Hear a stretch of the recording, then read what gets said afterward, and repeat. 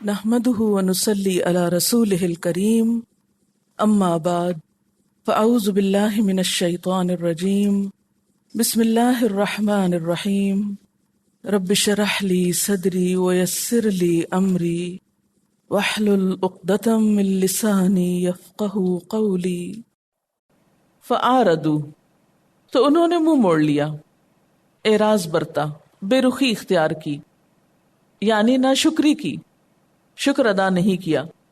تو ہم نے کیا کیا؟ فَأَرْسَلْنَا عَلَيْهِمْ سَيْلَ الْعَرِمِ، بھیجا ہم نے ان پر بند توڑ سیلاب۔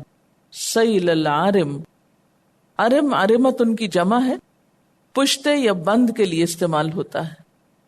ان کا ڈیم معارب ڈیم کے نام سے مشہور تھا، سد معارب جس کو کہتے ہیں، 14 میٹر اونچا اور تقریباً 600 میٹر لمبا تھا۔ اس کے ذریعے پہاڑی نالوں کا پانی روک کر نہریں نکالی گئی تھی۔ یعنی ان کی اصل خوشحالی کا سبب ان کا نظام آبپاشی تھا، پانی کا جمع کرنا اور اس کا صحیح طور پر تقسیم کرنا تھا۔ کہتے ہیں کہ اتنے خوشحال لوگ تھے کہ روم اور یونان کی تہذیبیں ان کے سامنے ہیج تھیں۔ کہا جاتا ہے کہ 1000 سال سے 1300 سال تک یہ قوم عروج پر رہی اور انتہائی مہذب اور ترقی یافتہ قوم تھی، اپنے وقت کی خوشحال ترین قوم۔ لیکن جب انہوں نے اللہ تعالیٰ کی ناشکری کی اور اللہ کی نعمتوں سے صحیح فائدہ نہیں اٹھایا تو اللہ تعالیٰ نے ان کو سزا دی۔ وہی پانی جو ان کی خوشحالی کا سبب تھا، وہی پانی عذاب میں بدل گیا۔ اللہ تعالیٰ نے اسی بند کو ان پہ توڑ دیا اور زبردست سیلاب آیا، تیز و تند سیلاب۔ اس سے ان کے پشتے اور بند ٹوٹ گئے، ان کے باغ اور زرخیز زمینیں بہہ گئیں۔ ان زرخیز زمینوں کو اللہ تعالیٰ نے صحرا میں بدل دیا، ہر طرف ریت ہی ریت پھیل گئی، اور دیکھ کر لگتا ہی نہیں تھا کہ کبھی یہاں پر کوئی ہریالی بھی ہوگی۔ وَبَدَّلْنَاهُمْ بِجَنَّتَيْهِمْ جَنَّتَيْنِ، بدل کر دیے ہم نے ان کے 2 باغوں کے بدلے میں 2 اور باغ۔ کیسے تھے وہ دوسرے باغ؟ ذواتئی اکل خمت، ذواتئی زو سے ہے، زو کس کو کہتے ہیں؟ والا۔ تو ذواتئی تسنیہ کے لیے، اکل پھل میوے، خمتن بدمزہ، واثلن اور جھاؤ کے درخت، وشیء من سدر قلیل اور کچھ تھوڑی سی بیریاں۔ ذالک جزیناہم بما کفروا، یہ بدلہ دیا ہم نے ان کو بوجہ ان کے کفر کرنے کے۔ وہل نجازی الا الکفور، اور کیا ہم جزا دیتے ہیں ایسی سوائے ناشکروں کے؟ یعنی ایسی جزا یا ایسا بدلہ تو ناشکرے لوگوں کا ہی ہوا کرتا ہے۔ کہا جاتا ہے کہ ان پر اللہ تعالیٰ نے زوردار بارش بھیجی، اس سے زوردار پانی آیا، مکانات ڈوب گئے، باغ اجڑے، لیکن یہ ہوش میں نہ آئے۔ پھر ان پہ زلزلہ آیا۔ انسائکلوپیڈیا بریٹانیکا کے مطابق یہاں 7ویں صدی عیسوی میں زلزلے نے بند کو ناقابل مرمت حد تک توڑ دیا۔ یعنی کہتے ہیں کہ پہلے ابتدائی طور پر تھوڑا نقصان ہوا، لیکن اس قوم نے ہوش کے ناخن نہیں لیے، پھر کچھ اور تباہی آئی، پھر بالآخر شدید زلزلے نے بند کو بالکل تباہ کر دیا، اور اس کے نتیجے میں پھر یہ ایسا سیلاب آیا کہ ساری زرخیز مٹی ختم ہو گئی اور ہر طرف ریت پھیل گئی، جس میں پھلدار پودے تو اگ نہیں سکتے تھے، بیریاں وغیرہ پیدا ہوئیں، یا جھاؤ کے درخت پیدا ہوئے، یا کڑوے کو سیلے پھل آئے۔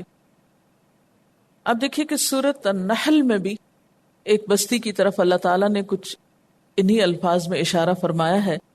وَضَرَبَ اللَّهُ مَثَلًا قَرْيَةً كَانَتْ آمِنَةً مُطْمَئِنَّةً يَأْتِيهَا رِزْقُهَا رَغَدًا مِّن كُلِّ مَكَانٍ فَكَفَرَتْ بِأَنْعُمِ اللَّهِ فَأَذَاقَهَا اللَّهُ لِبَاسَ الْجُوعِ وَالْخَوْفِ بِمَا كَانُوا يَصْنَعُونَ وَلَقَدْ جَاءَهُمْ رَسُولٌ مِّنْهُمْ فَكَذَّبُوهُ فَأَخَذَهُمُ الْعَذَابُ وَهُمْ ظَالِمُونَ۔ سورۃ النحل آیت 112 اور 113۔ اللہ ایک بستی کی مثال دیتا ہے، وہ امن و اطمینان کی زندگی بسر کر رہی تھی اور ہر طرف سے اس کو بافراغت رزق پہنچ رہا تھا، کہ اس نے اللہ کی نعمتوں کا کفران شروع کر دیا، تب اللہ نے اس کے باشندوں کو ان کے کرتوتوں کا یہ مزہ چکھایا کہ بھوک اور خوف کی مصیبتیں ان پہ چھا گئیں۔ ان کے پاس ان کی قوم میں سے ایک رسول آیا مگر انہوں نے اس کو جھٹلا دیا، آخر کار عذاب نے ان کو آ لیا جبکہ وہ ظالم ہو چکے تھے۔ سورۃ النحل کی ان آیات میں جس بستی کا ذکر ہوا ہے اور سورۃ سبا میں جس قوم سبا کا ذکر ہوا ہے، ان دونوں میں بہت گہری مماثلت پائی جاتی ہے۔ ہو سکتا ہے کہ یہ ایک ہی بستی کی بات ہو اور یہ بھی ہو سکتا ہے کہ وہاں کوئی اور بستی مراد ہو اور یہاں پر قوم سبا، لیکن انجام دونوں کا ایک ہی ہوا، اور اس میں سب کے لیے سبق ہے۔ اور وہ کیا کہ اللہ تعالیٰ جب انسان کو نعمتیں دیتا ہے تو وہ یہ چاہتا ہے کہ بندے شکر گزار ہوں۔ جو قوم شکر گزاری کرتی ہے اس کی نعمتوں میں اضافہ ہوتا ہے، اور جو شکر ادا نہیں کرتے ان کی پہلی نعمتیں بھی چھن جاتی ہیں۔ ان قوموں کے انجام سے ہم سب کو سبق سیکھنے کی ضرورت ہے۔ جب ہمارے پاس نعمت ہوتی ہے تو ہم سمجھتے ہیں یہ ہمارا حق ہے، ہم سمجھتے ہیں کہ یہ تو ہمیں ملنی چاہیے تھی، یا یہ کہ یہ ہمارا ذاتی کمال ہے، یہ تو میں ہوں، یہ تو میری چیز ہے۔ لیکن کوئی بھی چیز ہماری اپنی نہیں ہے۔ بندہ مومن سے اللہ تعالیٰ کیا مطالبہ کرتا ہے کہ نعمت ملنے پر شکر ادا کرے۔ شکر کرنے والا تکبر سے خالی ہوتا ہے، کیونکہ وہ کسی بھی چیز کو اپنے ذاتی کمال کا نتیجہ نہیں سمجھتا۔ وَبَدَّلْنَاهُمْ بِجَنَّتَيْهِمْ جَنَّتَيْنِ، پہلے بھی دو باغ تھے ان کے پاس، اب وہی دو باغ دوسری شکل میں تبدیل ہو گئے، ذَوَاتَيْ أُكُلٍ خَمْطٍ وَأَثْلٍ ہو گئے۔ خمط بدمزہ چیز کو کہتے ہیں، کھٹی یا کڑوی چیز کے لیے بھی استعمال ہوتا ہے، اور اثلن جھاؤ کے درخت کے لیے استعمال ہوتا ہے، مضبوط جڑوں والے پودے۔ اور بعض کے نزدیک ببول اور کیکر کے درخت جن میں کانٹے ہوتے ہیں اور وہ کڑوے بھی بہت ہوتے ہیں۔ وَشَيْءٍ مِّن سِدْرٍ قَلِيلٍ، اور چند بیریاں، تھوڑی سی بیریاں۔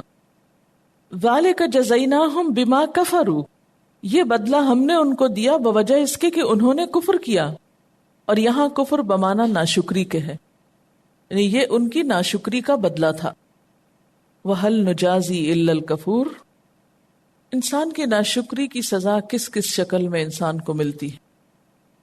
اس کے بارے میں ابن خیرہ کا قول ہے کہ معصیت کی سزا یہ ہے کہ عبادت میں سستی پیدا ہو جائے، معیشت میں تنگی پیدا ہو جائے، اور لذت میں تعثر یعنی دشواری پیدا ہو جائے۔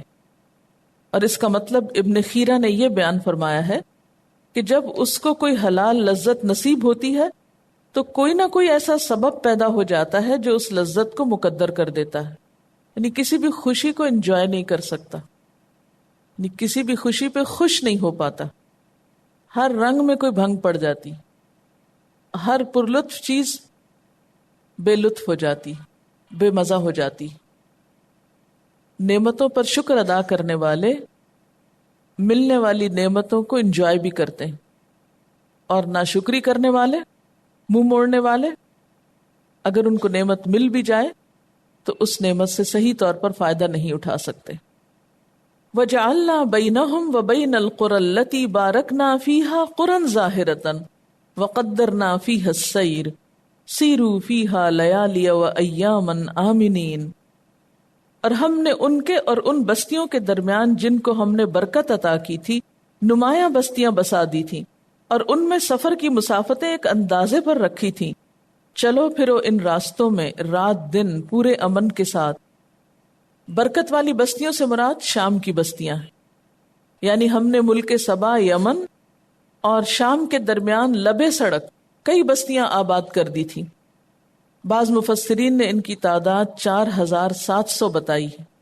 یہ ان کی تجارتی شاہراہ تھی جو یمن سے شروع ہو کر شام تک جاتی، اور دونوں طرف مسلسل ان کو آبادیاں اور درخت اور زرخیزی ملتی۔ ابھی ایک بستی ختم نہ ہوتی کہ ایک اور شروع ہو جاتی، جس کی وجہ سے ان کا سفر بہت آسان ہوتا، جہاں چاہتے رک جاتے، آرام کرتے، کھاتے پیتے، ریلیکس کرتے اور پھر آگے بڑھ جاتے۔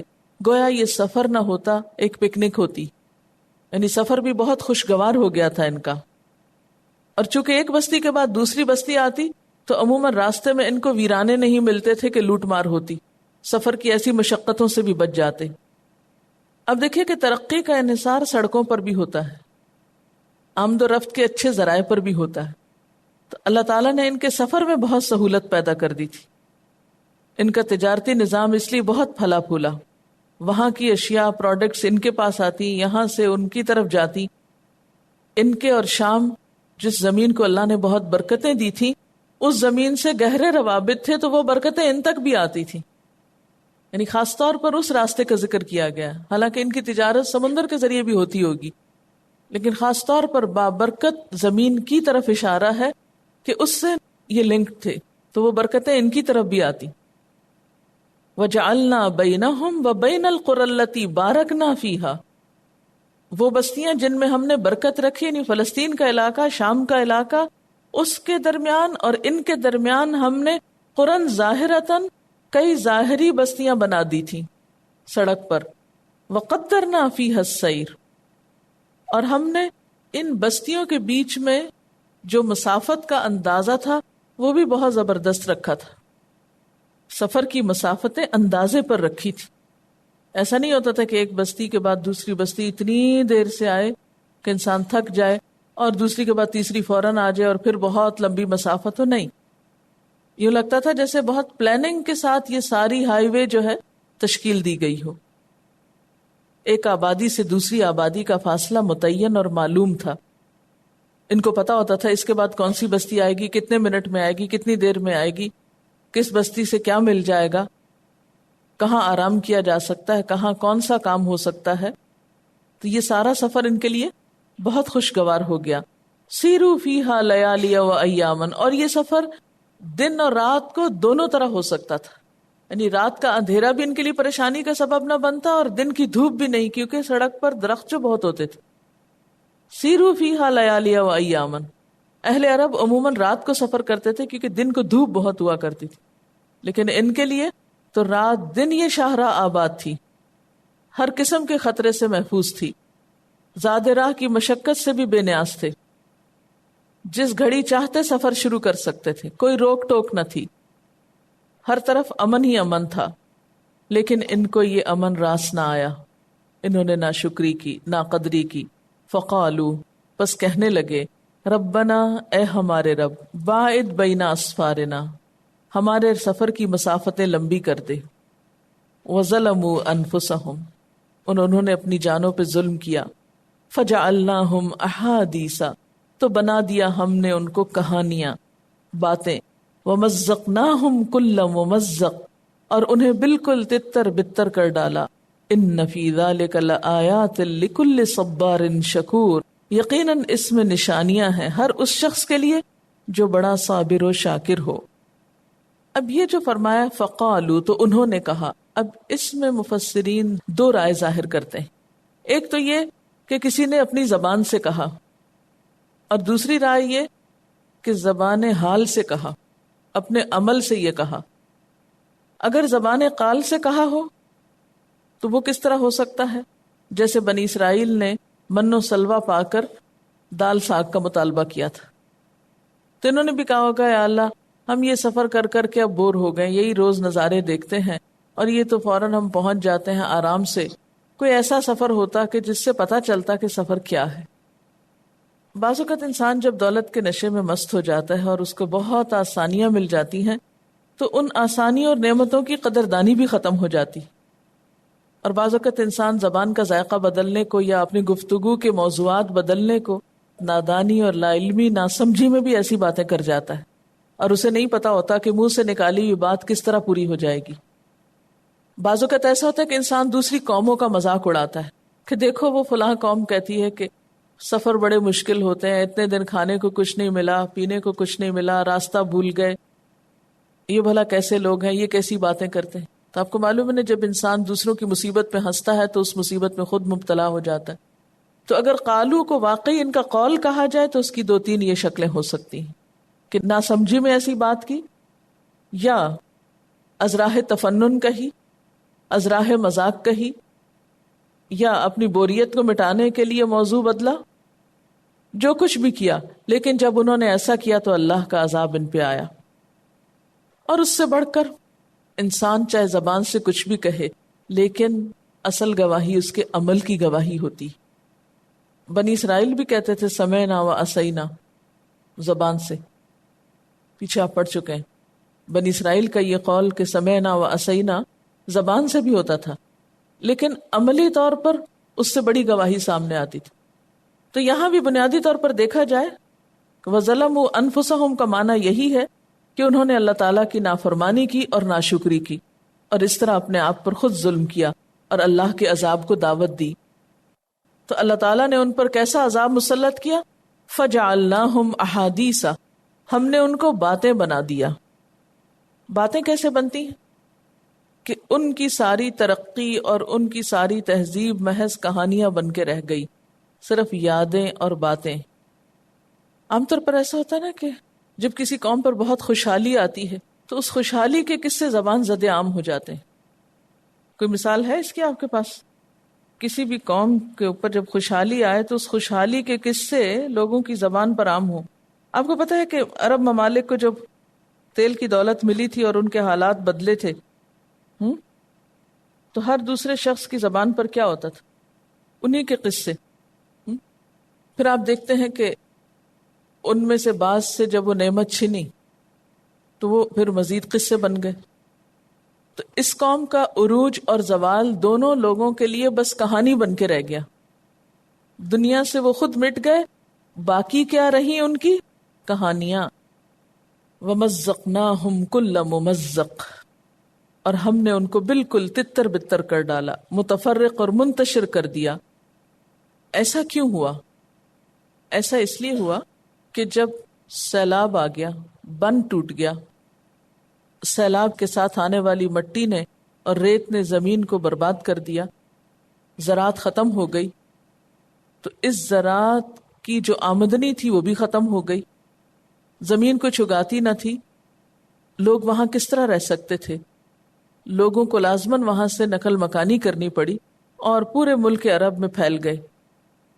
اس قوم میں جو مختلف قبائل آباد تھے وہ منتشر ہو گئے. کوئی یثرب اور مکہ آ گیا. کہتے ہیں کہ اوس اور خزرج بھی بنیادی طور پر یہیں سے نقل مکانی کر کے آئے تھے. کوئی شام کے علاقے میں چلا گیا، کوئی مکہ چلا گیا، کوئی کہیں چلا گیا. اور اس قوم کی جو پراگندگی تھی وہ ضرب المثل ہو گئی.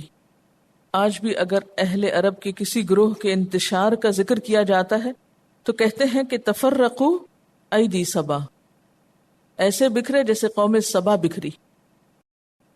ان فی ذلک لآیات لکل صبار شکور، بے شک اس میں البتہ نشانیاں ہیں ہر اس شخص کے لیے جو بہت صبر کرنے والا ہو، بہت شکر گزار ہو. یعنی صبر اور شکر کرنے والوں کے لیے اس قصے میں بہت سی نشانیاں ہیں. پہلی نشانی کیا ہے؟ کہ اس دنیا میں جو نعمتیں بھی حاصل ہوتی ہیں وہ اللہ کے فضل سے ہوتی ہیں.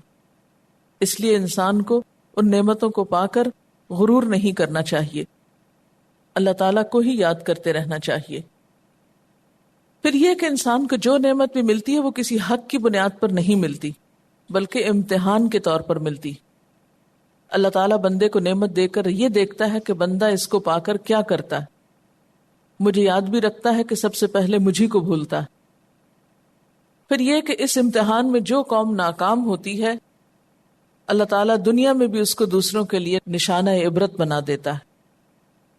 رسول اللہ صلی اللہ علیہ وسلم نے فرمایا جس شخص میں 2 خصلتیں ہوں گی اللہ تعالیٰ اس کو شکر کرنے والوں اور صبر کرنے والوں میں لکھ لیں گے. نمبر 1، جس شخص کی یہ عادت ہو کہ وہ دین کے معاملے میں تو اللہ کے ان بندوں پر نظر رکھے جو دین میں اس سے فائق اور بالا تر ہوں اور ان کی پیروی اختیار کرے. اور نمبر 2، دنیا کے معاملے میں ان غریب، مسکین اور خستہ حال بندوں پہ نظر رکھے جو دنیاوی حیثیت سے اس سے کمتر ہوں اور اس پر اللہ کا شکر ادا کرے کہ صرف اللہ کے فضل و کرم سے ان بندوں سے زیادہ نعمتیں اس کو دی گئی ہیں. تو اللہ تعالیٰ کے ہاں ایسا شخص صابر و شاکر لکھا جائے گا. پھر یہ بات یاد رکھیے کہ صبر اور شکر جو ہے یہ دونوں لازم و ملزوم ہیں. جس کے اندر صبر ہوتا ہے وہی شکر گزار ہو سکتا ہے، اور جس کے اندر شکر کا جذبہ ہوتا ہے وہی صبر کر سکتا ہے. ایک کے جانے سے دوسرا بھی چلا جاتا ہے. اور انہی 2 صفات پر انسان کی دنیا اور آخرت کی کامیابی یا ناکامی کا انحصار ہے. وَلَقَدْ صَدَّقَ عَلَيْهِمْ إِبْلِيسُ ظَنَّهُ فَاتَّبَعُوهُ إِلَّا فَرِيقًا مِّنَ الْمُؤْمِنِينَ، اور ان کے معاملے میں ابلیس نے اپنا گمان صحیح پایا اور انہوں نے اسی کی پیروی کی سوائے ایک تھوڑے سے گروہ کے جو مومن تھا۔ ابلیس کا انسان پر زور تو نہیں، لیکن ابلیس انسان کی حالت کو دیکھ کر اس کے بارے میں ایک گمان قائم کرتا ہے کہ یہ بندہ میرے شکار میں آ سکتا ہے یا نہیں۔ تو ابلیس نے ان کے بارے میں یہ گمان کیا تھا کہ میں انہیں اپنا ترنوالا بنا سکتا ہوں، اور اس کا گمان درست ہو گیا۔ ابلیس کا یہ گمان انسانوں کے بارے میں روز اول سے ہے، فَلَا تَجِدُ أَكْثَرَهُمْ شَاكِرِينَ، کہ تو ان کی اکثریت کو شکر گزار نہ پائے گا۔ بنیادی طور پر قوم سبا نے بھی ناشکری کی تھی، جیسا کہ سورت کے شروع میں بتایا گیا تھا کہ اس سورت کا اصل مضمون شکر اور اس کے تقاضے ہیں، اور اس کے لیے دو مثالیں دے کر انسانوں کو سمجھایا گیا ہے۔ ایک ہے داؤد علیہ السلام اور سلیمان علیہ السلام کی مثال کہ جنہیں اللہ تعالیٰ نے نعمتیں دی تو انہوں نے شکر کی اعلیٰ ترین مثالیں قائم کی، اور دوسری مثال ہے قوم سبا کی کہ جنہوں نے ناشکری کی اور ان سے نعمتیں دنیا میں بھی چھین لی گئیں اور آخرت میں عذاب ان کا منتظر ہے۔ اور ابلیس نے روز اول جب انسان سے دشمنی کا اظہار اور اقرار کیا تھا تو یہی کہا تھا کہ میں انسانوں کو شکر گزار ہونے نہ دوں گا، اور اس نے قوم سبا کے بارے میں جو کچھ سوچا، جو چاہا، قوم سبا نے اس کو پورا کر دیا۔ فَاتَّبَعُوهُ، پس انہوں نے اس کی پیروی کی، إِلَّا فَرِيقًا مِّنَ الْمُؤْمِنِينَ، مگر مومنوں میں سے ایک گروہ، یعنی ان کے اندر بھی ایمان لانے والے لوگ موجود تھے اگرچہ وہ بہت تھوڑے تھے۔ وَمَا كَانَ لَهُ عَلَيْهِمْ مِّن سُلْطَانٍ، حالانکہ شیطان کے پاس ان کے خلاف کوئی زور نہ تھا، یعنی شیطان نے کسی زور زبردستی سے یہ کام ان سے نہیں کروایا تھا، اس نے تو صرف ان کو اشارے دیے تھے اور یہ اس کے اشاروں پہ لبیک کہتے گئے، کیونکہ شیطان کا کام تو یہی ہوتا ہے کہ انسان کو شکوک و شبہات میں مبتلا کرے، اس کے اندر وسوسہ اندازی کرے، اس کو گناہوں کی لذت دکھائے، تعویلیں کرائے ان پر۔ إِلَّا لِنَعْلَمَ مَن يُؤْمِنُ بِالْآخِرَةِ مِمَّنْ هُوَ مِنْهَا فِي شَكٍّ، مگر جو کچھ ہوا وہ اس لیے ہوا کہ ہم دیکھنا چاہتے تھے کہ کون آخرت کا ماننے والا ہے اور کون اس کی طرف سے شک میں پڑا ہوا ہے۔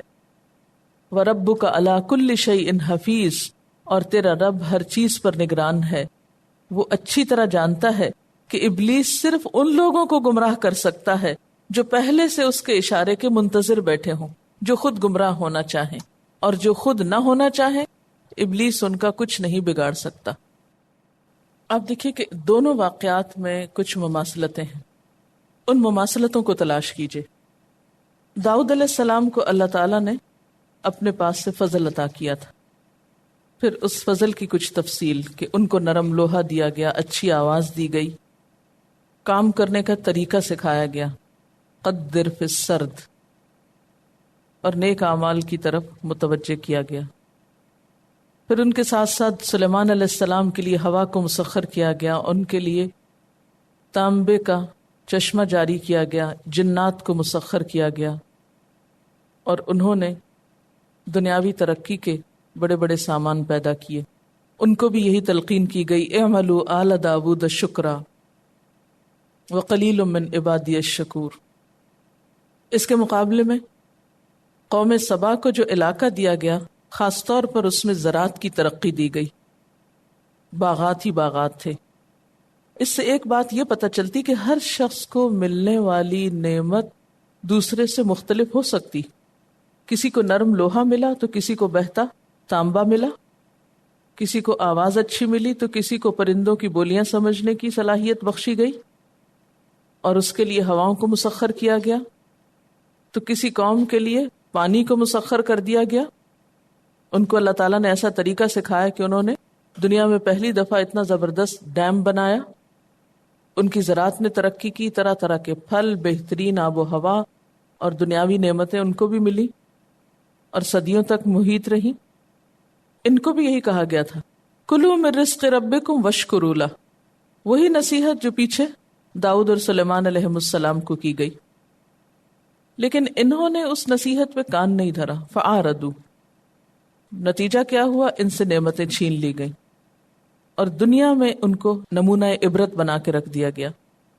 آپ دیکھیے 2 باغوں کے بدلے میں 2 اور باغ دیے گئے، ان کے خوبصورت سفر کو بہت مشکل بنا دیا گیا، ان کی خوشحالی کی داستانوں کو بدحالی کے واقعات سے بدل دیا گیا اور وہ شیطان کا ترنے والا بنے۔ پھر ایک اور لفظ جو دونوں واقعات میں آتا ہے، حضرت داؤد علیہ السلام کو بھی حکم ہوا تھا قدر فی السرد، اور یہاں قوم سبا کے لیے قدرنا فیہ السیر۔ تو یہ جو قدر کا لفظ ہے یہ قابل قدر ہے، جو ترقی کا راز ہے، انسان کی زندگی کو کامیابی کی طرف لے جاتا ہے۔ اگر دونوں واقعات کو سامنے رکھا جائے تو انفرادی زندگی میں شکر گزار ہونے کا رویہ اور طریقہ حضرت داؤد علیہ السلام اور سلیمان علیہ السلام کی زندگی میں ہے، اور قومی سطح پر شکر گزاری کا طریقہ قوم سبا کی مثال میں ہے، جس سے انہوں نے انحراف کیا اور پھر ساری قوم نے اس کا مزہ چکھا، اگرچہ اس میں کچھ صالح لوگ بھی موجود تھے جو انفرادی طور پر شکر گزار تھے۔ تو اس سے یہ بھی پتہ چلتا ہے کہ اگر قوم کے نمائندے اور لیڈرز شکر گزار ہوں تو ان کے پیچھے قوم خود بخود شکر گزار ہو جاتی، اور اگر اجتماعی طور پر قوم میں شکر گزاری کی کیفیت نہ ہو تو صرف چند افراد کی ذاتی زندگیوں میں شکر گزاری ان کو زیادہ فائدہ نہیں دیتی۔ الا فریقا من المومنین، مومنین میں سے ایک گروہ جو تھا اس نے شیطان کی پیروی نہیں کی تھی۔ اس کا یہ مطلب نہیں کہ پوری قوم مومن تھی، اگرچہ روایات میں آتا ہے کہ ان کی طرف 13 پیغمبر مبعوث ہوئے تھے، لیکن بہت کم نے مانا تھا، اور اگر مانا بھی ہو، اگر مومنین سے مراد ہم مجرد ماننے والے لیں تو اکثریت بس زبانی ماننے والی تھی، حقیقی طور پر جو شعوری ایمان ہے وہ بہت تھوڑے لوگوں میں تھا۔ ان دونوں واقعات میں ایک اور مماثلت یہ ہے کہ دونوں کے اندر سفر کا ذکر بھی ہے۔ سلیمان علیہ السلام بھی مہینے کی مسافت طے کر لیتے تھے سویرے اور شام میں، اور دوسری طرف قوم سبا بھی طویل ترین اسفار بہت سہولت کے ساتھ کر لیتے۔ تو سفر میں سہولت بھی اللہ تعالیٰ کی نعمتوں میں سے ایک بڑی نعمت ہے۔ لا يملكون مثقال ذرة في السماوات ولا في الأرض وما لهم فيهما من شرك وما له منهم من ظهير۔ وہ نہ تو آسمانوں میں کسی ذرہ برابر چیز کے مالک ہیں، نہ زمین میں، وہ آسمان و زمین کی ملکیت میں شریک بھی نہیں ہے، اور ان میں سے کوئی اللہ کا مددگار بھی نہیں ہے۔ یہاں مشرکین کو کھلا چیلنج کیا جا رہا ہے کہ جن کو تم نے خدا کا شریک سمجھ رکھا ہے ذرا ان کو بلا کے تو دیکھو، پکار کے تو دیکھو، تمہارے پکارنے پر تمہیں پتا چل جائے گا کہ لا یملکون مثقال ذرۃ فی السماوات ولا فی الارض، کہ وہ تو آسمانوں اور زمین میں ذرے برابر کسی چیز کے مالک نہیں ہیں، نہ کسی کو فائدہ دے سکتے ہیں، نہ کسی کو نقصان دے سکتے ہیں، کیونکہ ہر چیز کا مالک تو اللہ ہے۔ وَمَا لَهُمْ فِيهِمَا مِن شِرْكٍ، اور ان معبودوں کے لیے ان دونوں میں یعنی زمین و آسمان میں کوئی حصہ بھی نہیں، نہ ان کی تخلیق میں، نہ ان کی ملکیت میں، نہ ان کو چلانے میں، کیونکہ اللہ تعالیٰ سورۃ الکہف میں فرماتے ہیں ما اشہدتہم خلق السماوات والارض، کہ میں نے انہیں زمین و آسمان کی تخلیق میں حاضر نہیں کیا تھا، ان کو بلایا نہیں تھا کہ وہ میرا ہاتھ بٹائیں۔ وما لہ منہم من ظہیر، اور اس کے لیے ان میں سے کوئی بھی مددگار نہیں جو کسی بھی معاملے میں اللہ کی مدد کرتا ہو۔ زمین و آسمان کا سارا انتظام اللہ تعالیٰ کے پاس ہے، اکیلے اسی کے پاس، اور زمین و آسمان کو چلانا، اسے تھامنا، اسے سنبھالنا اس کے لیے کچھ بھی مشکل نہیں۔